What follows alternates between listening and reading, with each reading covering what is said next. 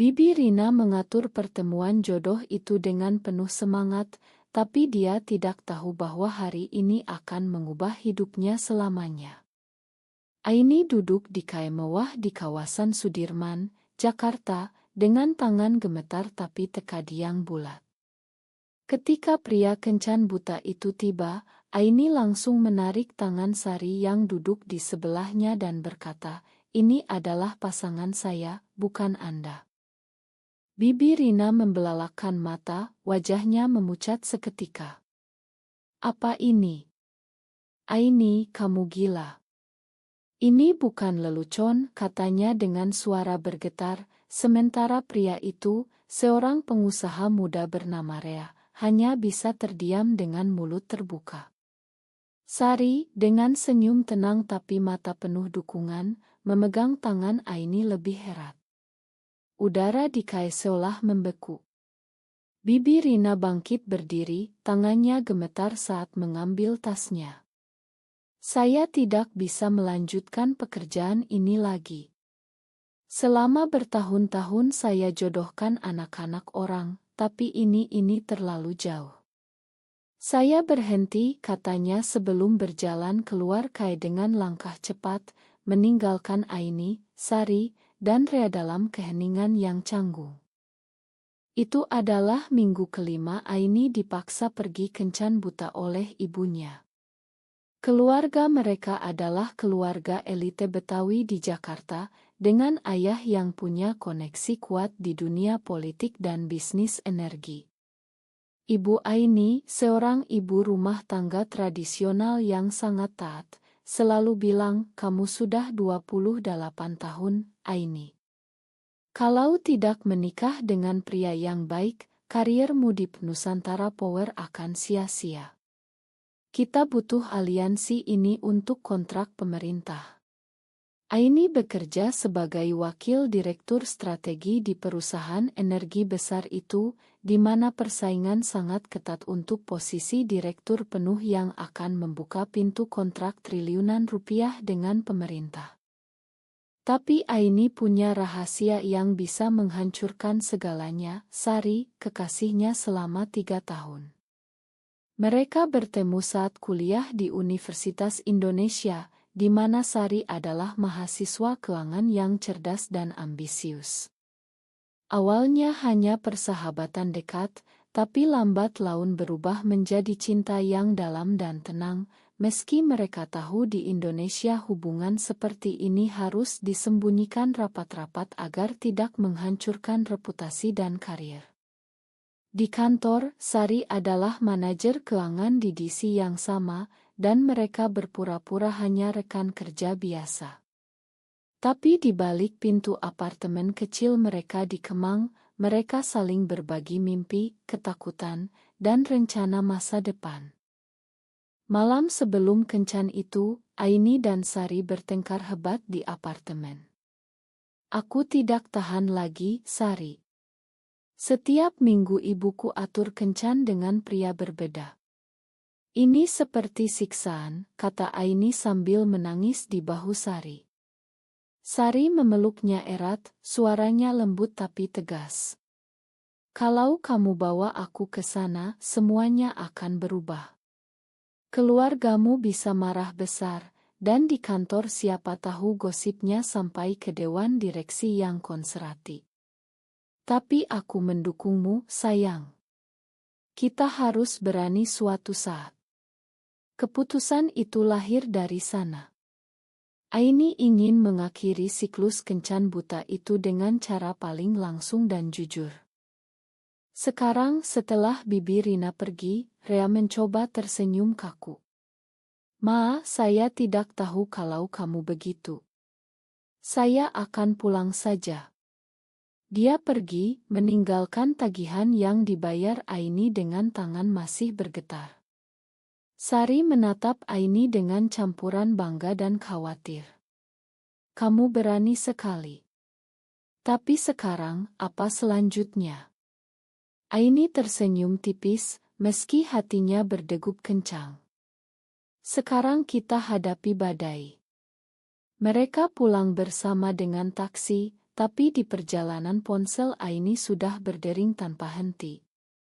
Ibunya menelepon, suaranya marah dan kecewa. "Aini, apa yang kamu lakukan?" Bibi Rina meneleponku sambil menangis. "Kamu bawa perempuan ke kencan. Ini memalukan keluarga kita. Ayahmu pasti marah besar besok pagi." Malam itu di apartemen, Aini dan Sari duduk di sofa sambil minum teh hangat, membahas dampak yang akan datang. Di perusahaan besok ada rapat penting untuk proyek tender pemerintah senilai triliunan. Aini tahu, jika gosip ini menyebar ke dewan direksi yang mayoritas pria konservatif, posisinya sebagai kandidat direktur bisa langsung terguncang. Sari, yang juga sangat ambisius dan ingin naik jabatan untuk membantu orang tua di Surabaya, merasa campur aduk. "Kita harus tetap rahasia di kantor," kata Sari sambil mengusap punggung Aini. "Tapi mulai sekarang semuanya berubah. Kita tidak bisa lagi pura-pura biasa saja." Aini mengangguk, tapi dalam hati dia tahu ini baru permulaan dari perang batin yang jauh lebih besar. Tekanan dari keluarga, ambisi karir yang sudah direncanakan bertahun-tahun, dan cinta yang terlarang mulai bertabrakan hebat, dan tidak ada jalan kembali lagi. Pagi harinya, di kantor Nusantara Power yang megah di kawasan Sudirman, Aini berusaha bersikap normal. Tapi saat masuk lift, beberapa rekan sudah saling berbisik. Gosip dari Bibi Rina rupanya sudah menyebar cepat di kalangan ibu-ibu sosialita Jakarta. Aini merasa dingin di punggungnya. Sari yang naik lift bersamanya hanya bisa memberi pandangan sekilas yang penuh arti. Rapat strategi dimulai pukul 10. Dan Aini harus mempresentasikan proposalnya dengan percaya diri, padahal pikirannya kacau. Rial utamanya, Budi, anak pemilik perusahaan cabang, tersenyum sinis di ujung meja. "Kamu terlihat lelah, Aini. Ada masalah keluarga?" tanyanya dengan nada yang seolah polos tapi menusuk. Aini menjawab dingin, "Tidak ada yang perlu dikhawatirkan." Tapi dia tahu badai baru saja dimulai. Pagi setelah kejadian di KAE, telepon dari Ibu Aini tidak berhenti. "Kamu harus minta maaf ke Bibi Rina dan setuju kencan lagi minggu depan dengan Putra Menteri. Kalau tidak, ayahmu akan tarik semua dukungan untuk karirmu di perusahaan itu."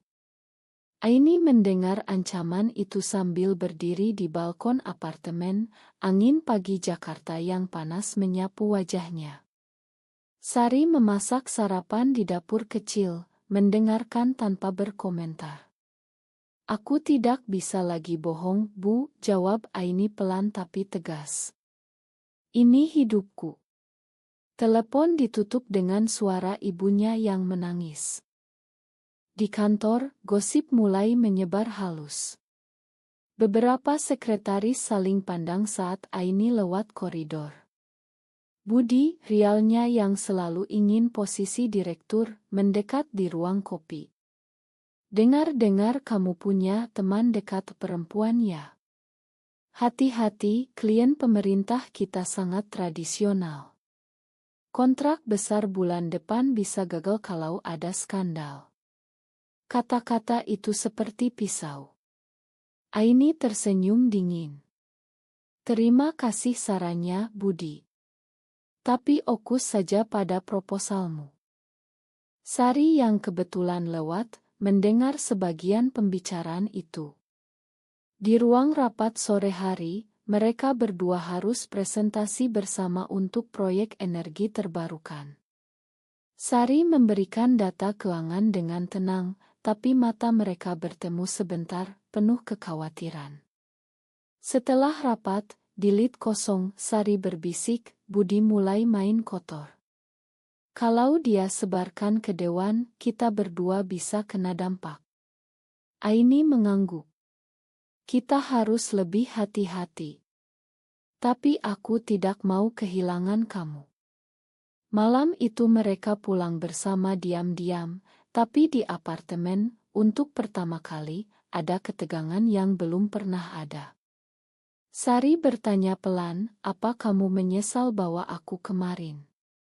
Aini memeluknya erat. Tidak pernah. Tapi aku takut, Sari. Takut kehilangan segalanya yang sudah aku bangun bertahun-tahun. Keesokan harinya, ayah Aini datang ke kantor tanpa pemberitahuan. Beliau adalah pemegang saham kecil di perusahaan itu berkat koneksi politik. Di ruang tamu ayah berkata dingin, kamu bawa malu ke keluarga. Kalau kamu tidak nikah dengan Rea atau pria lain dalam 3 bulan, aku tarik nama keluarga dari daftar dukungan kontrak. Pikirkan karirmu, Aini. Cinta itu sementara, kekuasaan itu selamanya. Kata-kata itu menggema di kepala Aini sepanjang hari. Sore harinya, saat rapat evaluasi kinerja, Direktur Utama memanggil Aini ke ruangannya. Ada rumor tidak enak tentangmu. Saya tidak peduli hidup pribadi karyawan, tapi kalau sampai mempengaruhi citra perusahaan di mata pemerintah, saya harus ambil tindakan. Aini keluar ruangan dengan tangan dingin. Sari menunggu di parkiran bawah tanah. Bagaimana? Tanya Sari. Aini menceritakan semuanya. Untuk pertama kali, Sari mengusulkan, mungkin kita harus berpisah sementara di kantor. Aku bisa pindah divisi. Aini menggeleng. Tidak. Kita lawan bersama. Tapi di dalam hati Aini mulai muncul pertanyaan, apakah cinta ini layak mengorbankan karir yang sudah hampir di puncak? Malam itu mereka tidur berpelukan, tapi mimpi Aini penuh bayangan dewan direksi yang menatapnya jijik. 2 minggu setelah insiden Kai, tekanan semakin berat. Keluarga Aini mengirim oto-oto Rea dan calon pria lain setiap hari via WhatsApp grup keluarga. Ibu Aini bahkan datang ke apartemen, melihat Sari yang kebetulan ada di sana. Ini dia orangnya, tanya ibu dengan suara dingin. Sari tersenyum sopan tapi Aini merasa dunia runtuh. Ibu pergi tanpa kata lagi, tapi pesan ancaman datang malam itu. Ayah sudah bicara dengan Direktur Utama. Pilih, nikah atau keluar dari perusahaan. Di kantor, Budi semakin agresi. Dia sebarkan memo internal yang seolah netral tapi menyiratkan bahwa stabilitas keluarga penting untuk posisi direktur. Aini dan Sari harus bekerja sama dalam tim tender besar. Tapi sekarang setiap pertemuan mereka di ruang rapat terasa seperti pertarungan. Sari mulai mendapat tawaran diam-diam dari kepala divisi lain, kalau kamu jaga jarak dari Aini, posisi manajer senior bisa lebih cepat. Sari tolak, tapi Aini tahu Sari mulai ragu. Suatu malam di apartemen, mereka bertengkar untuk pertama kali tentang masa depan. Aku capek sembunyi terus, Aini. Tapi kalau kita buka, kamu bisa kehilangan semuanya, kata Sari sambil menangis. Aini memeluknya. Kita pindah ke Bali saja, mulai hidup baru. Tapi keduanya tahu itu mustahil, ambisi mereka terlalu besar. Keesokan harinya di kantor, ada rapat dengan klien pemerintah. Budi sengaja sebut isu pribadi di dalam presentasi, membuat Direktur Utama melirik Aini tajam.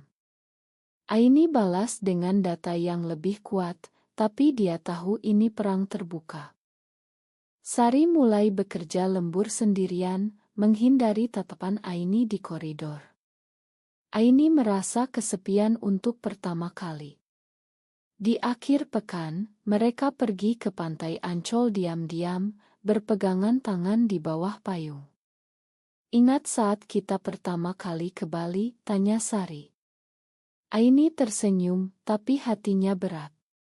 Kembali ke Jakarta, pesan dari ayah datang. Besok ada kencan dengan putra gubernur.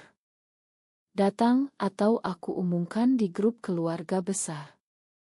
Aini tahu keputusan berikutnya akan menentukan semuanya. Rapat Dewan Direksi Besar tiba.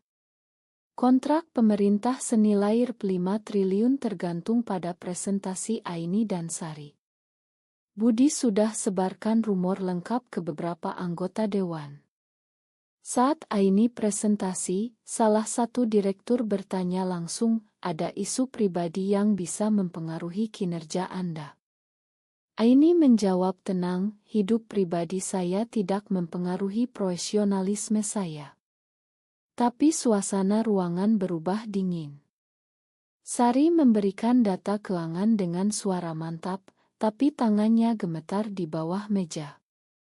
Malam setelah rapat, Sari mendapat tawaran resmi, promosi ke kepala divisi baru jika ia menjaga jarak dari Aini selama proses tender. Sari cerita ke Aini dengan air mata. Aku tidak mau, tapi keluargaku di Surabaya butuh uang ini untuk rumah sakit ayah. Aini diam lama. Lalu dia berkata dingin, terima saja tawaran itu, Sari. Demi kita berdua. Itu adalah keputusan pertama yang benar-benar menyakitkan. Sari pindah divisi keesokan harinya. Di kantor mereka sekarang hanya bertemu di lift, saling pandang sekilas tanpa kata. Keluarga Aini semakin gencar. Mereka atur kencan dengan putra gubernur di restoran mewah. Aini datang sendirian, tapi di tengah makan malam ia bilang jujur, saya sudah punya pasangan. Pria itu marah dan lapor ke ayah Aini. Malam itu ayah menelepon, kamu sudah tidak dianggap anak lagi kalau terus begini. Aini menutup telepon, lalu menangis sendirian di apartemen yang sekarang terasa kosong tanpa Sari. Di perusahaan, tender hampir menang, tapi Budi sebarkan email anonim berisi foto Aini dan Sari di KAE dulu. Direktur utama panggil Aini. Saya beri pilihan, umumkan bahwa itu hanya rumor dan nikah dalam 6 bulan, atau posisi direktur batal. Aini pulang dengan kepala pusing. Sari datang malam itu untuk pertama kali setelah pindah divisi. Mereka berpelukan lama. Aku tidak mau kehilanganmu, bisik Sari. Tapi Aini tahu, satu keputusan lagi akan menghancurkan salah satu dari mereka. Puncak krisis datang di rapat penutupan tender. Dewan Direksi meminta Aini dan Sari presentasi akhir bersama. Di depan semua anggota, Budi angkat tangan. Saya punya bukti bahwa hubungan pribadi antara dua kandidat ini bisa merusak citra perusahaan di mata klien konservatif. Foto dari KAE diproyeksikan. Ruangan hening. Aini berdiri, suaranya mantap meski hati hancur. Hubungan saya dengan Sari adalah pribadi dan tidak mempengaruhi kinerja. Tapi kalau dewan mengharuskan, saya siap mundur dari kandidat direktur. Sari menatapnya terkejut. Setelah rapat, di koridor sepi, Sari marah. Kenapa kamu korbankan diri? Kita bisa lawan bersama. Aini menjawab dingin, karena aku cinta kamu, tapi aku juga tidak mau kamu kehilangan karir karena aku. Pergilah terima promosi itu. Sari pergi dengan air mata. Malam itu Aini duduk sendirian di apartemen, menerima telepon dari ayah, bagus, kamu akhirnya sadar. Kencan dengan putra gubernur minggu depan. Tapi Sari tidak menyerah. Dia datang pagi harinya, membawa surat pengunduran diri dari perusahaan. Aku pilih kamu, Aini. Kita pindah ke Bali, mulai dari nol. Aini memeluknya, tapi dalam hati tahu konsekuensinya, kontrak perusahaan batal, keluarganya memutus hubungan total, dan karirnya hancur. Mereka menghabiskan malam terakhir di apartemen, berjanji akan bertahan. Tapi pagi harinya, email dari direktur utama datang karena skandal, kedua posisi dibatalkan. Perusahaan pilih Budi. 6 bulan kemudian, Aini dan Sari hidup sederhana di sebuah ila kecil di Ubud, Bali. Aini bekerja sebagai konsultan independen, Sari membuka usaha kecil keuangan online. Keluarga Aini memutus semua hubungan, tidak ada lagi undangan lebaran atau dukungan finansial. Perusahaan Nusantara Power menang tender berkat Budi, tapi Aini dan Sari kehilangan segalanya yang pernah mereka bangun. Cinta mereka masih ada, tapi luka ambisi yang hilang tidak pernah sembuh sepenuhnya.